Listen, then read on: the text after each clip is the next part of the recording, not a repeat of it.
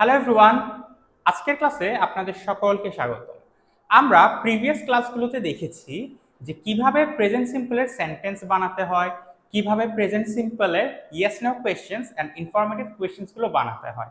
অর্থাৎ কেউ কিছু করে এটা কিভাবে বলতে হয় এবং কেউ কিছু করে কিনা অথবা কেউ কিছু কিভাবে, কখন, কোথায় করে এই টাইপের প্রশ্নগুলো করতে হয়।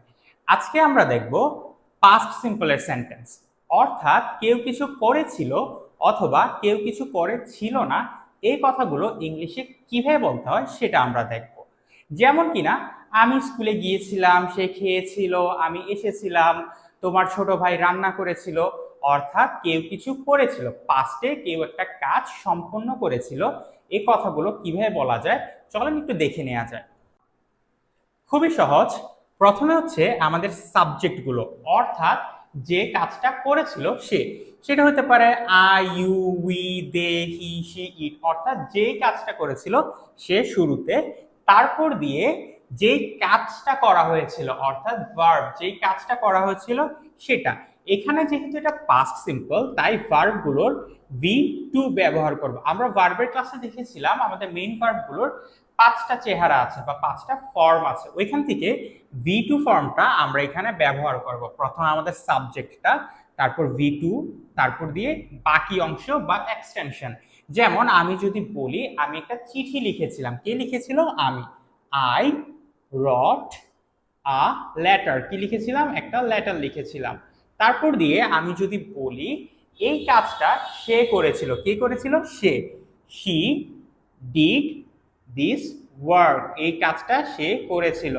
তারপর দিয়ে আমি যদি বলতে চাই যে তারা ওখানে গিয়েছিল, কারা গিয়েছিল?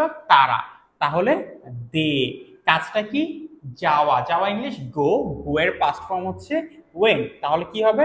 দে ওয়েন্ট, তারা গিয়েছিল। এবার কোথায় গিয়েছিল? ধরে নেন তারা ওখানে গিয়েছিল, দে ওয়েন্ট দেয়ার, অথবা they went to the park, যেটাই হোক। আরো একটা উদাহরণ যদি আমরা দেখি, আমরা বলতে পারি যে আমার ছোট ভাই ক্রিকেট খেলেছিল। আমার ছোট ভাই ক্রিকেট খেলেছিল, কে খেলেছিল? আমার ছোট ভাই, my younger brother. My younger brother, সাবজেক্টটা কি? সাবজেক্ট হচ্ছে মাই ইয়াঙ্গার ব্রাদার, অর্থাৎ আমার ছোট ভাই কি করেছিল? খেলেছিল। কাজটা কি? খেলা। খেলা ইংলিশ কি? প্লে। প্লের ভিটুটা কি? প্লে। তাহলে কি হবে? মাই ইয়াঙ্গার ব্রাদার প্লেড, কি খেলেছিল? Cricket. My younger brother played cricket. So এর মাধ্যমে কেউ কিছু করেছিল আমরা খুব সহজেই বলতে পারি, আর এটা হচ্ছে আমাদের পাস্ট সিম্পল। এতক্ষণ আমরা দেখলাম কেউ কিছু করেছিল, এবার আমরা দেখি কেউ কিছু করে নাই এই কথাটা কিভাবে বলতে হয়। যেমন আমি হোমওয়ার্ক করি নাই, আমি স্কুলে যাই নাই, সে খায় নাই, এই টাইপের কথাগুলো কিভাবে বলতে হয় একটু দেখে নেওয়া যায়। সেম ঘুরে ফিরে হচ্ছে আমাদের সাবজেক্টগুলো থাকবে উপরে, তারপর একটা ডিডেন্ট চলে আসবে। এই ডিডেন্ট কিন্তু ডিড নট এর শর্ট ফর্ম। সো জিনিসটা কি? জিনিসটা হচ্ছে ডিড নট বা শর্ট ফর্মে ডিডেন্ট। এরপর দিয়ে ভার্বটা, অর্থাৎ যেই কাজটা করে নাই বলতে যাচ্ছি সেই কাজটা। এখানে কিন্তু ভি ওয়ান ব্যবহার হবে, এর আগের বার ভি টু ছিল, বাট এখানে কিন্তু ভি ওয়ান হবে। কারণ কি? কারণ আমার সামনে ডিডেন্ট আছে। তাহলে আমি যদি বলি যে আমি কান্না করি নাই, কে করে নাই? আমি করি নাই, তাহলে কি হবে? আই ডিডেন্ট, কাজটা কি?